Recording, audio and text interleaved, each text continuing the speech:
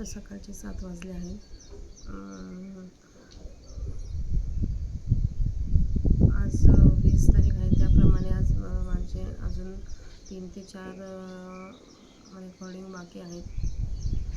म्हणजे माझ्या या मागच्या राहिलेल्या सेवा बाकी आहेत माऊलींच्या. तर मी आता पूर्ण करण्याचा प्रयत्न करते. आता शेवटच्या भागामध्ये आपण 403 ओव्या वाचल्या होत्या. आता तिथून पुढच्या 30 ओव्या मी आता वाचत आहे.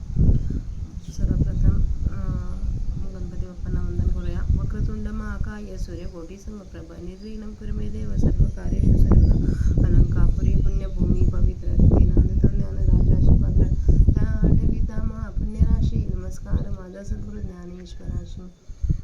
अलंकार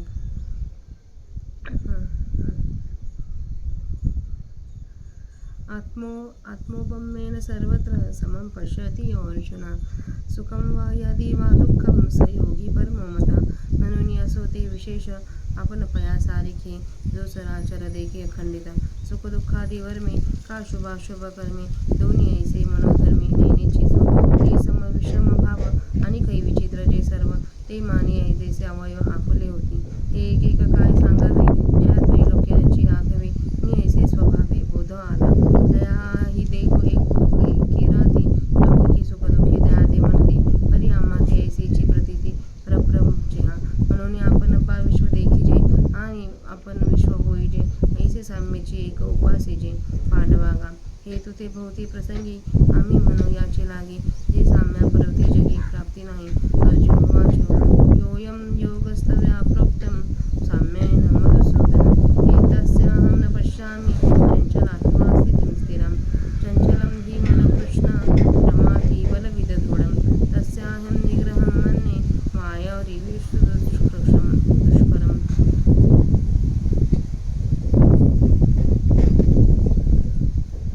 अर्जुन म्हणे देवा तुम्ही सांगा की रामुची कनवा परी न पुरुजी स्वभावा मनाची हे मन ऐसेच केवळे ऐसे पाहू मनव तरी न सापडे निर्विराट वया थोडी त्रैलोक्य या.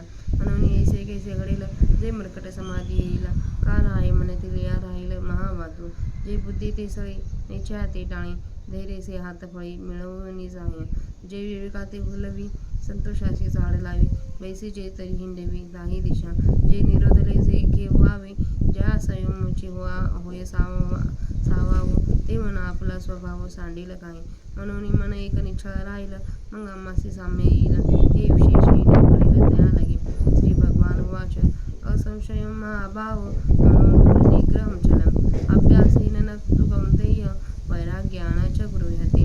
तव कृष्ण म्हणती साचची बोलत हासी ते तैसेची या मनाचा किरचपळचे स्वभाव गा.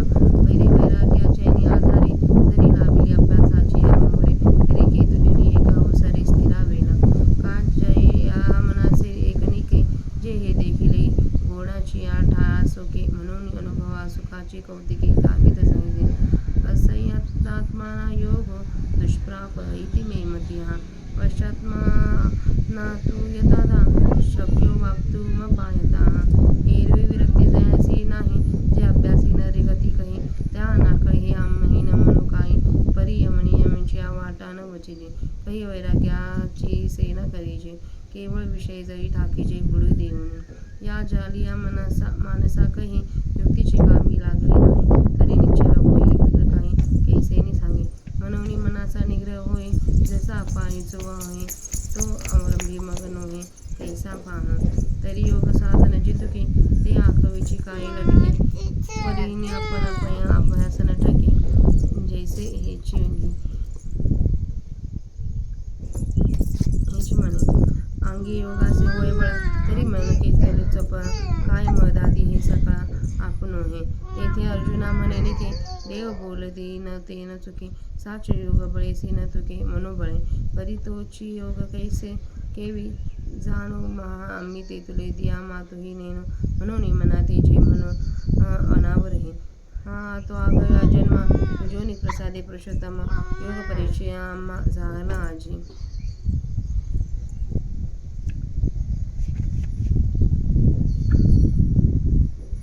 तर आपल्या 30 ओव्यांचं वाचन झालं आहे. इथून पुढच्या 30 ओव्या त्यांचा आता मराठीत अर्थ बघूया.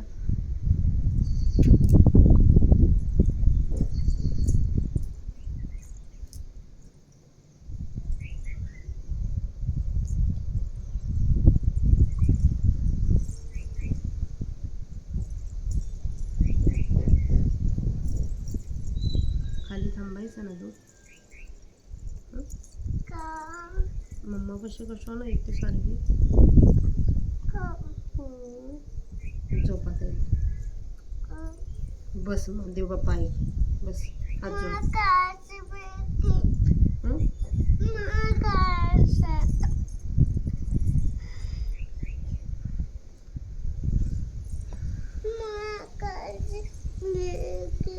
काय बिस्किट जा ना मग खाली. आई बाबा आहेत ना, बाबांना सांग, बाबा देते बिस्किट.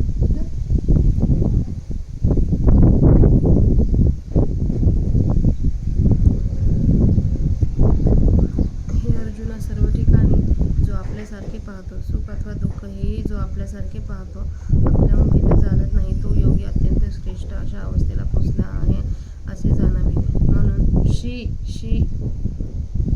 म्हणून त्याचे चप्पल खाली ठेवा हातातून. चप्पल खाली ठेवा. म्हणून त्यांचे विशेष वर्णन करणे राहू दे. जो तत्ववेत्ता सर्व चराचर आपणासारखेच निरंतर पाहतो, सुखदुःखादी वर्मे अथवा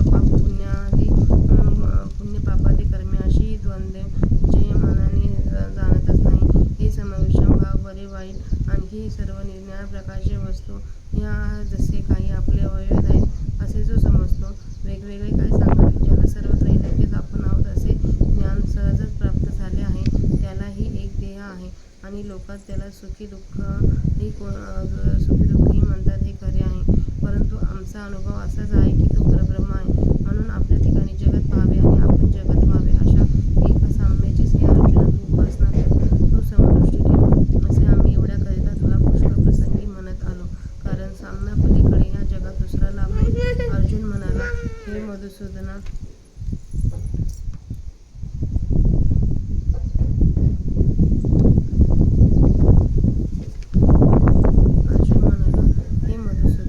तू जो हा समदर्शनाचा योग सांगितला तो मन हे चंचल असल्यामुळे माझ्या ठिकाणी स्थिर राहील असे मला वाटत नाही. हे कृष्णा, मन चंचल, शोभक, बलयुक्त व वळविण्यास कठीण आहे. त्याचा निग्रह करणे वायूच्या निग्रहाप्रमाणेच अत्यंत कठीण आहे असे मला वाटते. यावर अर्जुन म्हणाला, देवा,